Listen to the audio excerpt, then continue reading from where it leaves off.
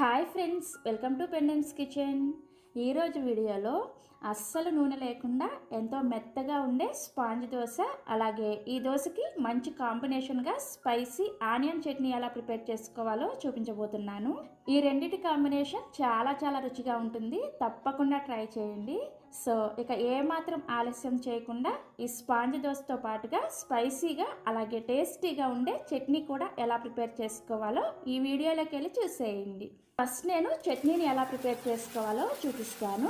ఈ చట్నీని ప్రిపేర్ చేసుకోవడం కోసం ఒక 15 నిమిషాల పాటు వేడి నీళ్ళల్లో నానబెట్టుకున్న ఒక 10 ఎండుమిర్చీలను మిక్సీ జార్లోకి వేసుకోండి. ఇక్కడ నేను చట్నీ మంచి రంగులో రావడం కోసం సగం గుంటూరు మిర్చిని అలాగే మిగిలిన సగాన్ని కాశ్మీరీ మిర్చిని వేసుకున్నాను.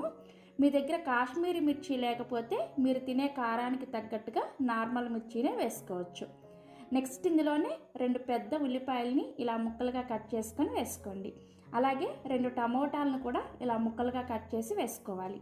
తర్వాత ఇందులోకి పొట్టు తీసిన 10 వెల్లుల్లి రెబ్బలు, అలాగే 1/2 టీ స్పూన్ దాకా పసుపు, రుచికి సరిపడా ఉప్పును కూడా వేసుకొని కొద్దిగా చింతపండుని వేసుకోండి. చింతపండుని మరీ ఎక్కువగా వేసుకోవద్దు, జస్ట్ ఇలా కొంచెం వేస్తే సరిపోతుంది. మనం ఆల్రెడీ ఇందులో టమోటాలు వేసుకున్నాం కదా, టమోటాలు మనకు కొంచెం పుల్లగా ఉంటాయి కాబట్టి చింతపండుని ఎక్కువగా వేసుకోకూడదు. ఇలా కొంచెం వేసుకొని చట్నీని బాగా మెత్తగా గ్రైండ్ చేసుకోవాలి. ఇక్కడ నేను మీకు గ్రైండ్ చేసిన తర్వాత చూపిస్తున్నాను, చూసారా? ఈ విధంగా మెత్తగా గ్రైండ్ చేసుకోవాలి. సో మనకి చట్నీ రెడీ అయిపోయింది. ఇప్పుడు ఈ చట్నీకి తాలింపు పెట్టుకోవడం కోసం స్టవ్ మీద ఇలా ప్యాన్ పెట్టుకొని అందులోకి ఒక 2 టేబుల్ స్పూన్ల వరకు నూనె వేసుకొని వేడి చేసుకోండి. నూనె వేడైన తర్వాత 1/2 టీ స్పూన్ చొప్పున ఆవాలు, మినపగుళ్ళు, పచ్చిశనగపప్పు అండ్ జీలకర్రని వేసుకొని ఫ్రై చేసుకోండి. సో మనకి తాలింపు గింజలు ఇలా కొంచెం వేగిన తర్వాత ఇందులోనే ఒక రెమ్మ కరివేపాకును కూడా వేసుకొని ఫ్రై చేసుకొని మంటని లో ఫ్లేమ్లో పెట్టుకొని మనం ముందుగా గ్రైండ్ చేసిన చట్నీని ఈ తాలింపులో వేసుకొని ఒకసారి జస్ట్ అలా కలిపేసుకొని మూత పెట్టేసి ఈ చట్నీని లో టు మీడియం ఫ్లేమ్లో మధ్యలో కలుపుకుంటూ ఆ నూనె అనేది సపరేట్ అయ్యేంత వరకు ఉడికించుకోవాలి.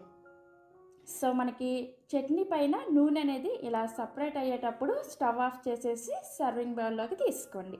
ఈ చట్నీని ఈ దోశల్లోకే కాకుండా ఏ బ్రేక్ఫాస్ట్లోకైనా సర్వ్ చేసుకోండి, చాలా టేస్టీగా ఉంటుంది. అలాగే ఈ చట్నీని నూనెలో చక్కగా ఉడికించుకున్నాం కాబట్టి 4 రోజుల పాటు మనం ఈ చట్నీని స్టోర్ చేసుకోవచ్చు అనమాట. సో మనకి చట్నీ రెడీ అయిపోయింది కదా. ఇప్పుడు దోశల పిండి కోసం ముందు రోజు ఉదయాన్నే ఒక గిన్నెలోకి 1 కప్పు ఇడ్లీ బియ్యాన్ని వేసుకోండి. అంటే మీరు రేపు ఉదయం మీ బ్రేక్ఫాస్ట్ని ప్రిపేర్ చేసుకోవాలి అనుకుంటే ఈరోజు ఈ విధంగా ఈ ప్రాసెస్ చేసుకోవాలన్నమాట. నెక్స్ట్ ఇందులోకి అదే కప్పుతోటి 1/2 కప్పు మందపాటి అటుకులను వేసుకోండి. ఇలా ఈ దోశ కోసం ఇలా కొంచెం మందంగా ఉండే అటుకులనే వేసుకోవాలి, పల్చటి అటుకులు వేసుకోకూడదు.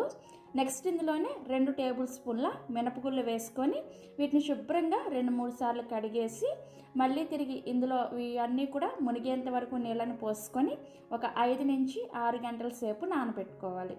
సో నేను ఇక్కడ ఒక 5 గంటల సేపు నానబెట్టిన తర్వాత మీకు చూపిస్తున్నాను, చూసారా? మనకి బియ్యం అలాగే మినపప్పు అటుకులు చక్కగా నానిపోయాయి. ఇప్పుడు వీటిని మిక్సీ జార్లోకి వేసుకొని ఇందాక మీరు ఏ కప్పుతో అయితే బియ్యాన్ని వేసుకున్నారో అదే కప్పుతోటి 1 కప్పు పచ్చి కొబ్బరి ముక్కలను వేసుకోండి.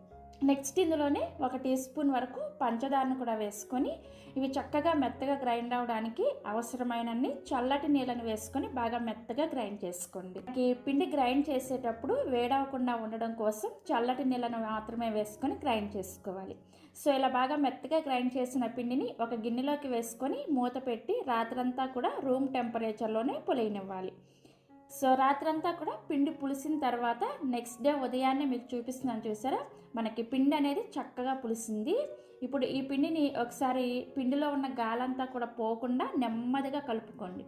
ఇలా కలుపుకున్న తర్వాత ఇందులోకి రుచికి సరిపడా ఉప్పుని వేసుకొని అవసరమైతే కొద్దిగా నీళ్ళని వేసుకొని పిండిని ఈ వీడియోలో చూపిస్తున్న కన్సిస్టెన్సీలో రెడీ చేసుకోవాలి.